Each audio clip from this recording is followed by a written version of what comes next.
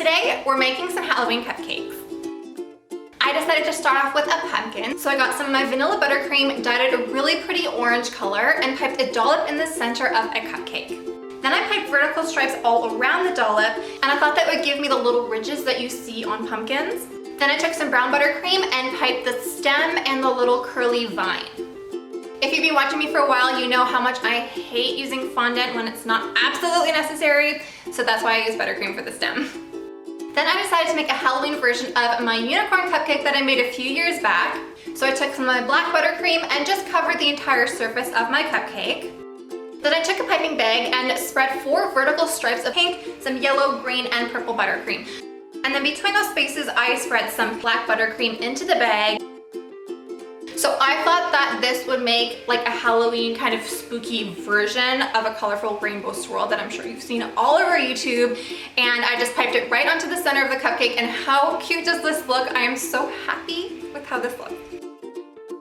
Then I used some black and pink buttercream to create the ears and some white buttercream to create the eyes, and voila, still no fondant.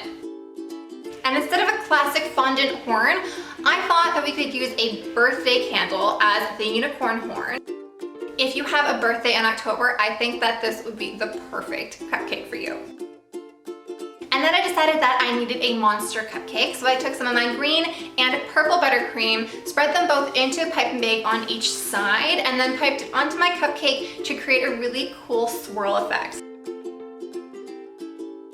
And then I got some candy eyes and some other white candies and decorated the cupcake because the spookiest monsters have multiple eyes. Am I wrong? I don't think so. And these cupcakes are actually all in my new Halloween cookbook called Spooky Food. We've got like 80, not like 80, there's actually 80 treats in here. So if you're looking for some Halloween inspiration or just like want to go crazy this month and make everything, I don't blame you, that would be really, really cool. I'll link the link down below. And then I decided to make a super simple but still adorable candy corn cupcake. So I piped a big dollop of yellow, a medium dollop of orange, and then a small dollop of white buttercream on top. Literally, that's all it takes. How cute is this? So now we're going into the gory part of Halloween, which is my personal favorite. So I decided to make a wound cupcake. I wanted to have some depth, so I cut a crater into the top of my cupcake. Then I spread some of my white buttercream on top and filled that wound with strawberry jam. Then I piped some black buttercream across the wound to look like really messy and terrifying stitches. If you got these kind of stitches at the doctor, you need to go to a different doctor. Last but not least, I knew I had to make a black cat, which, is that what I'm dressed as? Or is it? I'm a mouse, duh. Or am I dressed like this? I knew I wanted my cat to look fluffy, so I used a small star-shaped piping tip and piped it all over my cupcake.